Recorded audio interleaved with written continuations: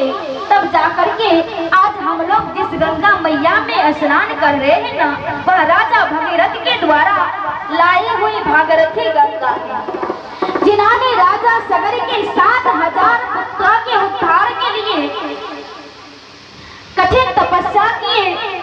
फिर गंगा मैया प्रसन्न हुई, कहा पुत्र भगीरथ, यदि तू हमें इस मृत्यु लोक में ले जाना चाहते हो ना, तो इसके लिए तुम्हें भोलेनाथ की तपस्या करनी होगी। कहा यदि मैं सीधे ब्रह्मलोक से उतरूंगी तो सीधे पाताल चले जाओगे, इसलिए यदि तो हमें मृत्यु लोक में रखना चाहती हो तो भोलेनाथ की प्रार्थना करो, क्योंकि मेरा सीधा वेग ये धरती सहन नहीं कर पाएगी। तब राजा भगीरथ भगवान भोलेनाथ की कठिन तपस्या की। भगवान भोलेनाथ प्रसन्न होते ही मांगो भगीरथ क्या चाहिए।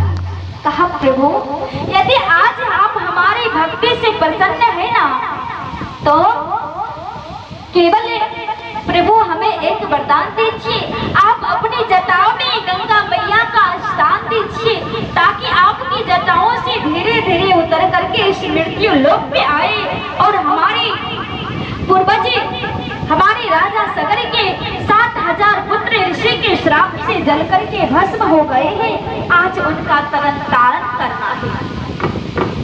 तब भगवान भोलेनाथ तैयार हुए और गंगा मैया से प्रार्थना किया। राजा भगीरथ गंगा मैया जैसे ही उतरी तो भगवान भोलेनाथ अपनी जटाओं को विकराल रूप में बिखराए हुए हैं, और फिर उसके बाद गंगा मैया भगवान भोलेनाथ के जटाओं में समाहित हुए और भगवान भोलेनाथ अपने जटाओं को बांध दिए। फिर उसके बाद थोड़ी सी फुहार देखते भगवान भोलेनाथ की जटाओं से निकले, और वही कहते हैं जिन चरणों से सुरसरी निकले शंकर जटा समाई, और वही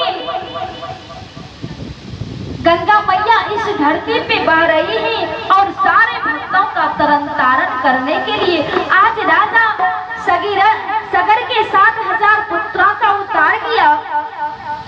फिर उसके बाद आज तक इस संसार में जितने भी भक्त हैं, जितने भी प्रभु के संतान हैं, सभी का कल्याण करते हुए आ रहे हैं।